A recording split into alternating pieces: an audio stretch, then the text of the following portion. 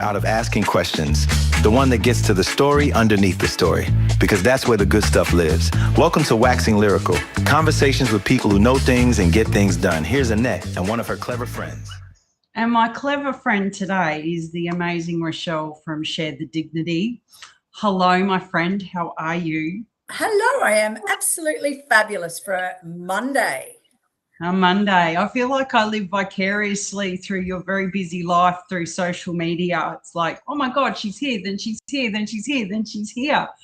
Do you ever feel like it never ends, this drive that you have to get people to understand that, you know, period poverty is a thing? I know that you have goals of, you know, when we stop talking about this, but it seems like sometimes the message just isn't getting through to the people who it should be.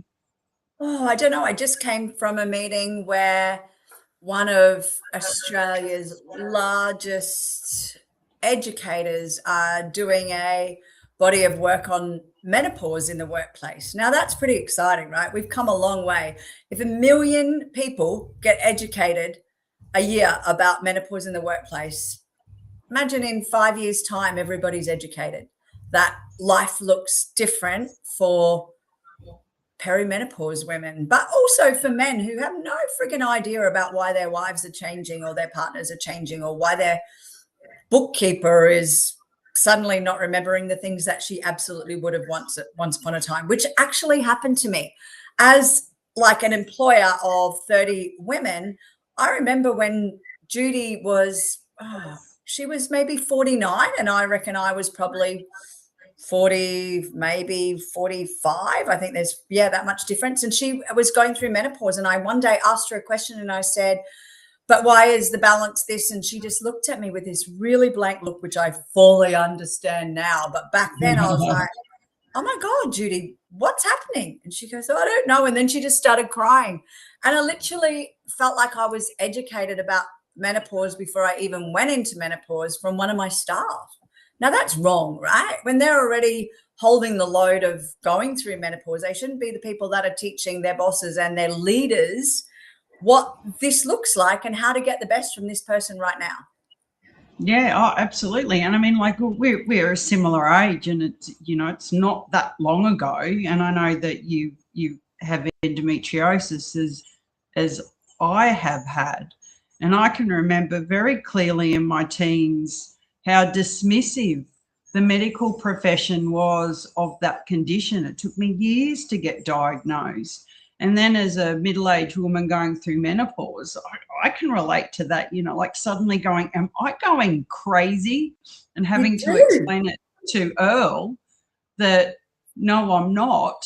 But you know what I've been seeing a lot, you know, because I look around Instagram, is there's a lot of men now posting about periods and menopause and saying to other blokes, well, look, you know, if you're being, you know, mean or dismissive to your wife, then you need to kind of like get with the program, dude. And this is what's actually going on. It's not that she's slack or she's lazy or she's suddenly become this insane person, that there's a medical reason for why this is happening. So you're right, is that I guess change come a long way, right? We don't just flick a switch and go, okay, everybody, this is what you should know now. It takes a while for us to, I don't know, like Mrs. Marsh. Remember Mrs. Marsh? Oh, you're soaking in it, the Colgate ads. You know, it takes a while for that stuff to sink in. Yeah, well, you know, Share the Dignity is now 12 years on. We are in a much different place than we were when I very first started Share the Dignity, because I can tell you no one was talking about periods and no one was talking about poverty.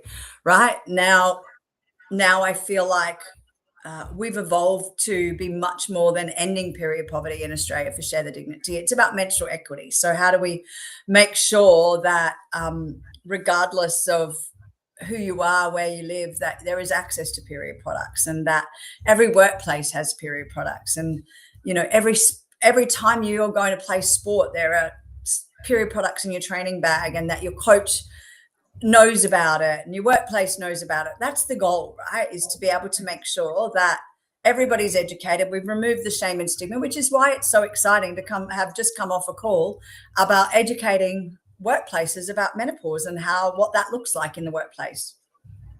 It does strike me that as Share the Dignity is 12 years old, you're just about to start a new cycle. Absolutely. And I can tell you it's coming, and we are prepping for it. So yeah, it's incredible, and it must take a great deal of tenacity and grit and determination to stick with something for so long and not give up, because I imagine that you've come up against some pretty big brick walls that you've gone, oh my God, I just want to shake you. Yeah, I feel like, and this is not having a chip at any means about, I didn't do well at school. I feel like I probably, now I would have been diagnosed with ADHD. I was the naughty kid who was always talking, who was always interrupting people. I always went there to play sport and to make friends, and I was always in trouble, right? But I never learnt things the way that other people learnt things. And so for me, I feel like that's really helped me in this journey, because I don't come into Share the Dignity as a normal charity. Like, we didn't go down the normal routes. We didn't set it up to have government money, and we just looked at it really differently all of the time. And even when I think about how we removed the GST on period products, I only stood on the shoulders of many people before us, but I just didn't do the same thing as them, right? I just came at it from a very different way. I just, my husband will say, I think he is the smartest person I know. He's an oracle about it, and he has 3 degrees. But then he says, you're the smartest person I know because you've got the most street smarts, right? So different people are smart in different ways. And I think that, it doesn't make me smarter than anybody else, and it doesn't make him smarter than anybody else. We're just all smart in our own different ways, right? And I like the way that you do that. I see your posts where, maybe you've won an award or something has happened, and you always acknowledge those around you. And while, hat tip to you, because, for things to change, you do need a leader. You do need someone out the front going, okay, this is where we're going, and this is what we're doing. You're always very generous with your praise and your acknowledgement of other people.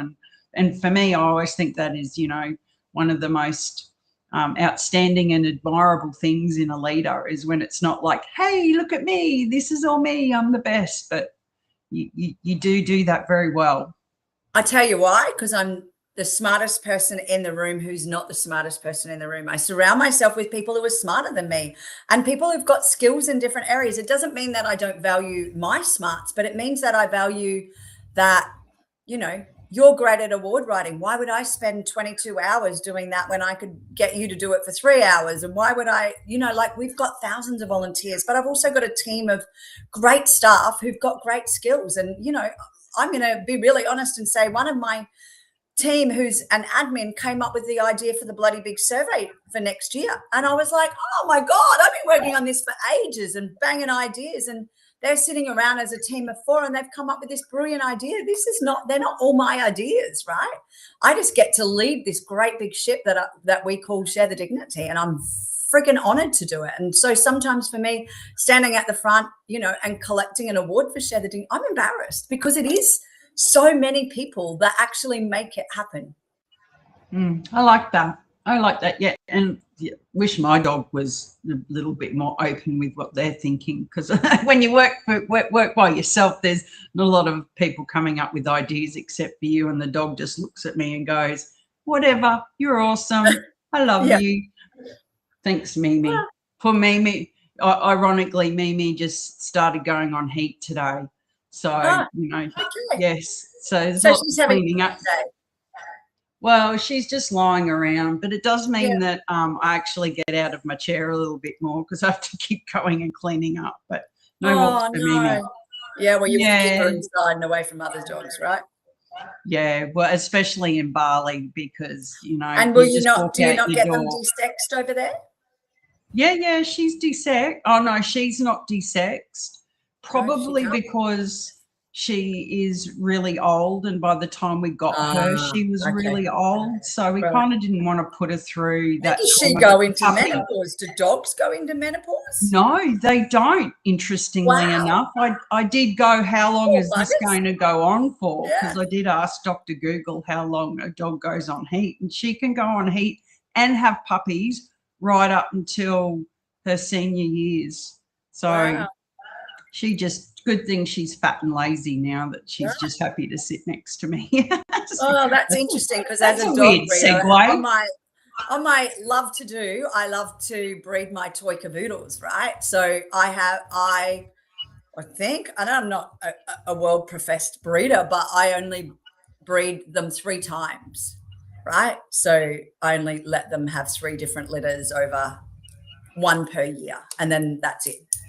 Yeah, well, we know the impact on our bodies of having Yeah, children. that's right. Imagine that on a dog, especially Yeah. dogs here in Bali that, you know, like Mimi was a street dog who was, Yeah. you know, we got her, she'd been badly treated and beaten, and she had a big burn down as someone had tipped oil. Yeah, it was horrible. No. So our neighbour, who's a crazy dog lady, she's got 13 rescue dogs. I don't know how she does it. But, you know, I said to her, oh, Mimi's gotten a little bit fat, and she said she deserves every extra kilo that she's got. Yeah, so yeah, and that's so funny. Anyway. Get fat as much as you like. You know, one of my mum is 79 and about to turn 80, and 3 of her friends recently have passed away, so haven't made 80, but all of them have got really skinny 6 months before they've passed away. And I'm saying to my mum, stay chubby, let's just stick in there together, stay chubby. You don't want to get skinny. We're all going to die and be skinny, right? So just love yourself sick, eat what you want, enjoy your life. It's too short, right? Yeah, absolutely. I'm totally down with you on that, says the person still in her pajamas who hasn't left the house for a week. It's just crazy. So what's the next big thing for Share the Dignity? I mean, I've been privy to a lot of things that go on because I have written things for you before, but, you know, you can only keep up so much on social media. And what's the next exciting thing besides a new big bloody survey next year? Bloody big survey. That's what actually I'm working on right now. For us, we're in the middle of our August drive, so collection boxes are out in every Woolworths supermarket, but then we literally are going straight into It's in the Bag, and I have got some super exciting news, but I cannot share it right now. So ask me again at the end of October. I cannot share it, but it's going to be bigger than Ben-Hur. Like, you would not even dream it. Oh, nice. Yeah. I've got a pretty good imagination. Well, you know what I'll be doing. I'll be putting that in my calendar in October. You'll be getting a message. So tell me, I want to know. I hate you will read it you will read it. It'll be everywhere. All about it. Yeah, so super exciting. Have you found, so I know last year I remember you did a post about the challenges that you were having in terms of getting donations. Are you finding that you know the cost of living and the squeeze on our discretionary spending? See, I've written that a few times in the last few weeks. Is still having an impact?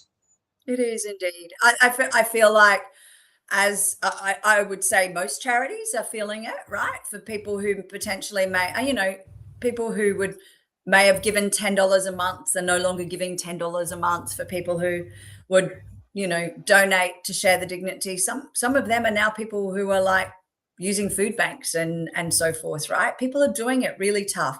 But I'm going to call it out that there are at least 2 million Australians who are not doing it tough. And what I'm asking is for them to know about Share the Dignity, and bloody hell, please donate a packet of period products at any Woolworths. You're already going to Woolies, right? Or your staff are, or your team are, or somebody is, or you can do it online. And if you're never going to get to Woolies, donate it online and we'll get it for you. But there's no one in the world who would not be empathetic to hearing that women are using socks or bread. In regional Victoria, a woman was using bread that had been given to her from Food Bank because she was too embarrassed to ask for period products. This is happening in Australia. This is happening in your neighborhood. Like, we can make this go away. But I feel like, yes, people are doing it tough. Charities are doing it tough. I feel like it's just time to look at how to do things differently all over again. Yeah, I mean, look, I'm in Bali. I think last year I went online to Woolies and I placed an order and got it sent to your house. You did. Well, I got it Thank sent. you. Hopefully you got it, because I got it sent somewhere. I did. I sent you a message, I think. Oh, yeah. Lots of messages in between now and then. So, yeah. I mean, there's, well, for those who maybe, you know, are in that situation who don't have a lot of money and that, you know, they've gone, shit, I can't even afford to buy my family food, but they want to give. What's other ways that people can help you? Yeah, you know, I'm going to say look after yourself first and take any anxiety off. You don't need to help anybody until you can help yourself and you feel better. I'm not asking people who can't afford to do it, but if you've got time, volunteering with Share the Dignity is absolutely the most powerful thing you can do. Giving your time is the most precious resource anybody can give, right? And as we walk into, you know, what we know will be our biggest hits in the bag ever, we need more volunteers. We actually need double the amount of volunteers. So if you've been thinking about giving your time, I need you. I need you to help us. Sign up now, get onboarded so that when we're ready for you to pick up bags at Bunnings, check them and then get them out to the charity so that no woman spends Christmas without getting a gift this year. That's where we need your help. Yeah, and in terms of like it's in the bag and the bags that you use, do the bags have to be new or can they be bags that you've gone, I don't know why I bought this? Yeah. I mean, the whole purpose of and how it's in the bag came about was that I was cleaning out my cupboard and going, oh, I haven't used that bag for years. Oh my God, I haven't used that bag for years. I had too much stuff, right? And that's how it's in the bag came about. And there are women that are sleeping in their cars. There are women who have fled domestic violence. They've got nothing. So imagine, you know, you've got a handbag you no longer use. We ask you to put in there shampoo, conditioner, toothbrush, toothpaste, deodorant, soap, then period products, and whatever else you put in your bag is up to your bag size, your imagination, and your budget. So, you know what? I can never find hair ties. So I always put hair ties in a hairbrush and I always put a chapstick in my bag when I'm giving out a bag, when I'm putting together a bag. But I don't have any bags left to give anymore. So I just go to Kmart and grab a $10 one. Actually, I got 2 last week from Big W for $14. 2 for $14. They're great for somebody who hasn't, you know, I'd give it to my best friend. So if you're giving a bag that you no longer use, I don't want it if it's all frayed and shitty. What we're trying to do is make somebody feel valued and loved, right? So, you know, if it's frayed and shitty, throw it away. Yeah, oh, absolutely. And also too, I remember when I've done a bag is that the products have to be new. Like they can't be opened and you've used half a bottle or, you know. And we always want you to put a note in there. So here's a Dear Her card. We want you to put this is what Christian Hull wrote. You are so loved and important. I often think about where this bag will go. I'm thrilled it's gone to you. You are strong. I love you, Christian. So putting a note into the bag, for nearly every woman that I've ever met that's received a bag talks about the note with such proudness and the fact that they feel valued and that somebody cared about them. I mean, the things are the things, but the note to somebody that you're never going to meet, you know, when you've been through DV or you turned up in a mental health unit or coming out of prisons, your value of you is so low that when somebody gives you a note that says, you know what, you're meant to be here and, you know, you're appreciated, that can turn somebody's life around. And I've heard many stories where it has. So, you know, I always say putting together the bag is one bit, but putting that note in there has just got such a huge value to it. Yeah, I remember a few years ago I was down at James Street in Burleigh and there was this lady sitting in a doorway. She had a pretty good setup. And I don't know why I sat down, probably because I talked to everybody. And I sat down and, you know, I said to her, you know, hey, how you going? And she kind of looked at me like, oh, my God, someone's talking to me. And I sat there for an hour and we had a good old natter. And she'd just come out of prison. And I'd said to her, so they let you out and then just kind of said, there you go. Like there's no in-between stage where there's a room for you and she went, no, got a little bit of money. That went pretty quickly on her dog because she had a dog. And it broke my heart to think that there's people out there who it's almost like they're discarded, and we walk past people every day and we look down our noses at them, and I'm using the collective we because they make us uncomfortable or whatever that is, and we don't realise, like you just said, just that little note or asking someone their name is like, what a simple thing to do for someone to feel like a human being, to go, you know, hi, my name's Annette, what's your name? And I remember I met this young fella in Melbourne, and we got to talking, and I said, if there was anything I could do to help you, what would that be? And he said, oh, I really need some money. I need a shower and I need somewhere safe to sleep tonight because I'm exhausted. And I went, how much is that? So I went to the bank, got him the money. And he said, can I give you a hug? And I went, sure. And he looked at me and he went, oh, but I really smell. And I went, what? I don't care. So I hugged him, and he said, you know, that's the first hug I've had in 2 years. Oh. Yeah, I know. It's incredible, right? There was this woman that was across the road from my house, and like I saw her one day, and then I saw her there the next day, and then the next day I went in and said, hi, I'm Rochelle, are you okay? And then I said, is there anything I can do? And she asked me for a hug, and I said, of course you can have a hug. And then she said, can you charge my she had a portable charger for her phone. She said, if I can listen to music, it calms my anxiety. And then she just told me the story about how she was the same age as me. So she was 55, and it was this year. And she said, my husband had an affair, and then he kicked me out of the house, and I couldn't get another rental, and I couldn't afford it. And then I lost my job, and now she's living in the park. So, you know, I went to the gym and I charged her charger thing. And then I went home and I said to her, I will see you this afternoon. And I'd got her a bag came into work, and I'd got her a bag and put together some bits and pieces.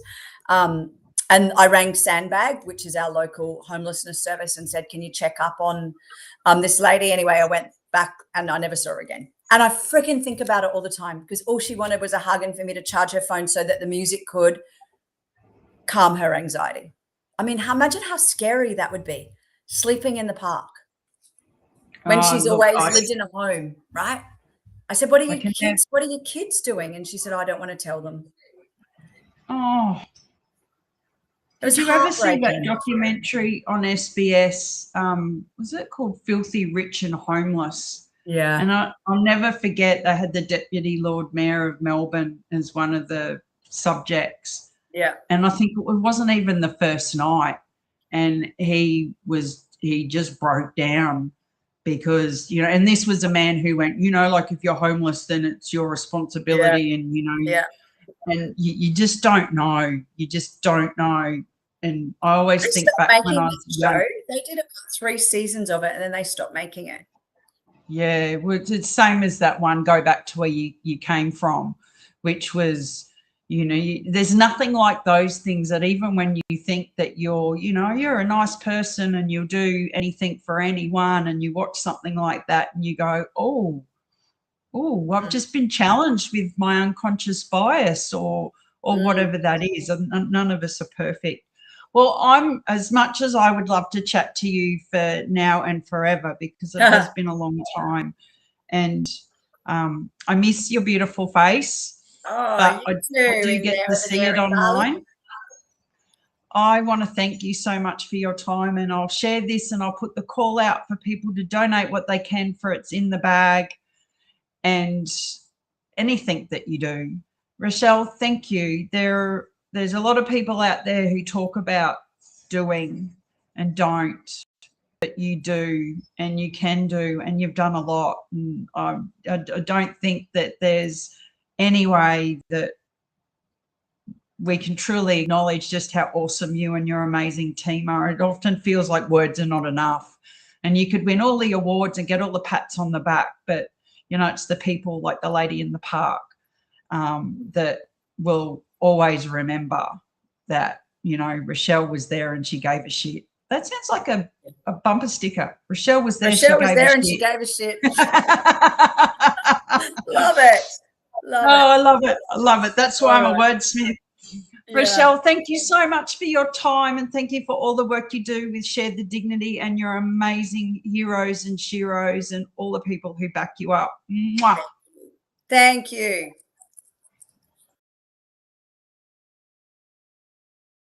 Thanks for spending this one with us. This has been Waxing Lyrical.